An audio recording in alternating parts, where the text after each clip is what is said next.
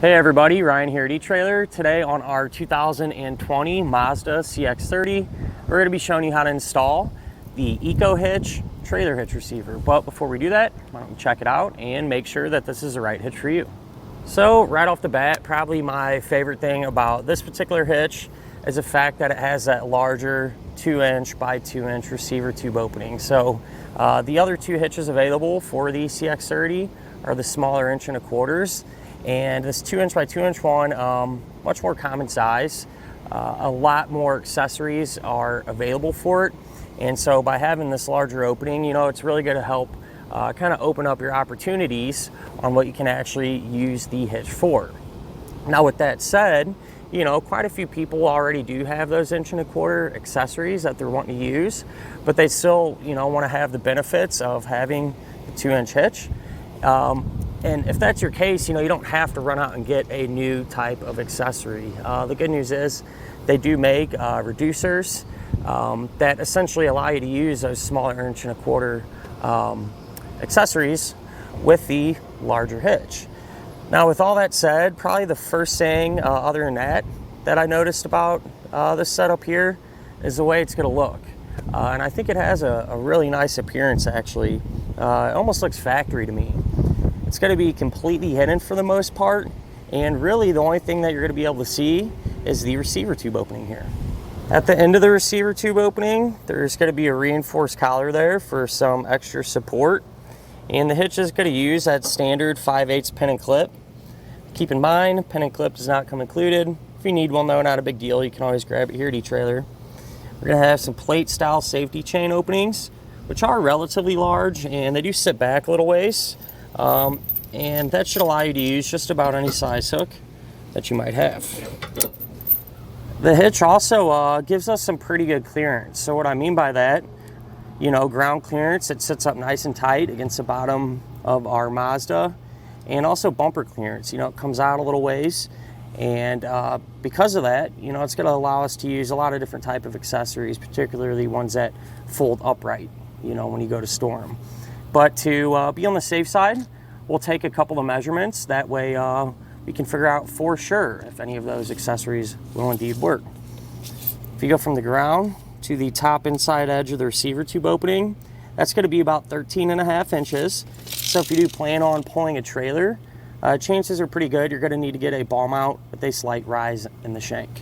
If you go from the center of the hitch pin hole to the edge of our rear bumper, that's going to be about 3 inches, and you can use that measurement to figure out exactly if any of those folding accessories you do have can indeed be stored in that upright position without hitting the back of your CX-30.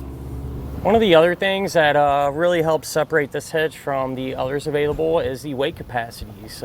This one is going to have higher numbers. As far as the maximum gross tongue weight rating goes, that's going to be 375 pounds. And that's going to be the amount of weight that's pushing down on the hitch. So that's good for those 1 to 3, potentially even 4 bike racks, you know, just kind of depending on how heavy everything is. Just to kind of give an example. And as far as the maximum gross trailer weight rating goes, that's going to be 2,500 pounds. And that's going to be the amount of weight that is pulling on the hitch. So it is the weight of your trailer plus anything that you might have on it. I do always like to recommend though, never a bad idea just to grab your Mazda's owner's manual. That way you can make sure your CX-30 can pull much weight safely. But other than that, you know, at the end of the day, a hitch you really can't go wrong with. Honestly, this is my favorite one available for all those reasons that we talked about. You know, it looks really good, and having that larger opening makes it just that much more versatile. And kind of as a bonus too, it's also made from recycled materials. So, you know, you can never really go wrong there. Now, as far as the installation goes, really wasn't too bad. Matter of fact, this is my first time putting this particular hitch on a CX-30, and everything's straightforward. I'll say probably one of the toughest parts about it is at times you just don't have a ton of space to work with, but you know, as long as you stay focused, it really shouldn't give you too many issues. Speaking of which, let's go ahead, pull into the garage and put it on together now. To begin our installation, we're going to be underneath the back of our Mazda, and the first thing that we need to do, if we look along this bottom edge here, we're going to have 2 push pin type fasteners. So one there, one just over to the side a little ways. You need to remove these. You can take a flathead screwdriver. Just gonna pry underneath the head and pull that whole fastener out.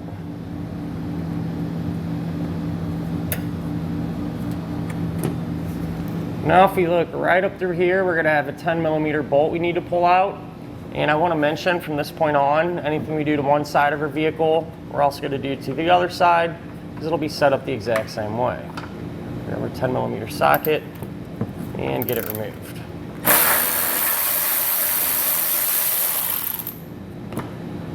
Over here on the passenger side, right from where we took that bolt out, we're gonna have a plastic tab, and you're gonna grab a screwdriver, just kind of pry that in, and then that will allow this plastic piece to be removed from our vehicle. Now we're gonna need to lower our exhaust some. That way it'll give us some space to work. Before we do that though, what I like to do is just take a strap and just run it from side to side. That way we can kind of control how far and how fast we let the exhaust come down. So to actually get the exhaust lowered on each side of our muffler, we're gonna have it set up exactly like this. So 2 rubber isolator hangers. And what you're gonna do, you can spray them down with some soap and water, or even some penetrating oil. And then you're just gonna take a pry bar and work one end of the hanger off. It really doesn't matter which end, whichever one's easier for you. And I went ahead and did the other side already. So once the exhaust is loose, go ahead and loosen up our strap and let it come down a little ways.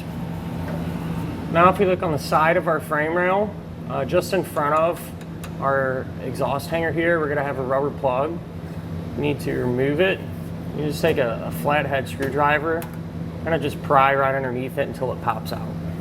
Now we can get our hardware inside of the frame rail, and we're going to be using 2 attachment points. This one here and this one right here. If you have any, any of the sealer stuff blocking off this hole, scrape that out of the way, make it a little easier. But what we're going to do, we're going to start with this hole. You're going to take the coiled end of your fish wire, put it through there, and we're going to push it towards the front of the vehicle. And what we're trying to do, I actually got pretty lucky there, is get that coiled end to come out of that hole that we exposed earlier by removing that plug. So like I said, I got pretty lucky there, it came right out. Sometimes you may have to kind of try to get your finger in there and guide it out, or get a pair of pliers and pull it out. To make it, to where you can work with it. With that said, be careful though, this is the only fish wire you get, so try not to damage it and tear it up too bad. But what you're gonna do is take a bolt, then one of these star type washers, put that on. Then you're going to take a spacer block. All right, and before you do this, put the spacer block over the bolt and make sure that there's a little bit of room around it. What you might have to do if it's a little tight, just take a drill bit or some sandpaper and kind of clean up the inside a little bit there, and that'll really help speed things up. Sometimes this wants to get hung up over the fish wire there. So you're going to take it, have it set up like this. You're going to thread this onto that coiled end. And I'm going to take the spacer block, feed that up into the frame rail. We're going to push it through that hole. Same thing with our bolt and our washer. And then we're able to work it all the way down until it comes out through our attachment point. Once it's dropped down, we'll carefully remove our pull wire and essentially do the same exact thing for our other attachment point. So once you have both of your bolts fish wired into position, this is what it's going to look like. Now at the next set of hands, you can take our hitch and get it into position. So we're going to kind of sneak it in here, And when you're lifting this up, be really careful. You don't want to push that hardware back into the frame. So make sure it's lined up really good.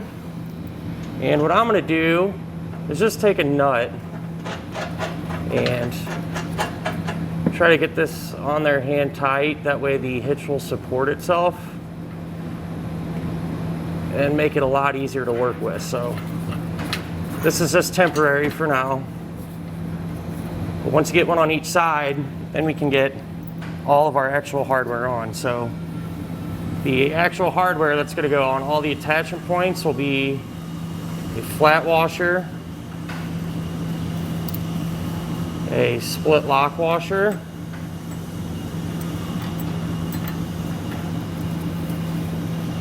and a hex nut. So now that we have the correct combo on here, we can remove our nut there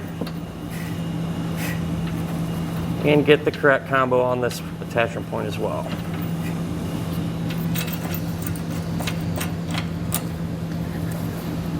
With all of our hardware in place and hand tight, now we can grab an 11/16 socket and snug everything down.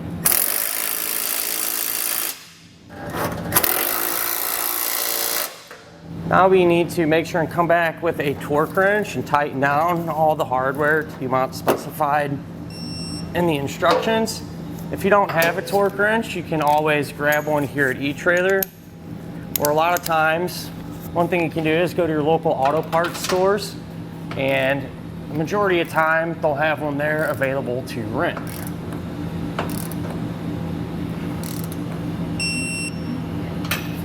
Now we can reattach the bottom of our bumper here. So there's these metal tabs that come off the hitch, and what you're going to do is take one of the included bolts and a flat washer, put that through, and it's going to be a little tricky to see and kind of feel up there, but it is possible. On the other side of that bolt, you're going to take another flat washer, a split lock washer,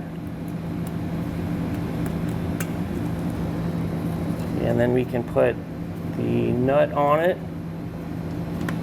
Get this started here. And we'll come back with a 7/16 size socket and snug it up. At this point, that plug, that rubber plug that we removed earlier for our access hole, you can put that back in.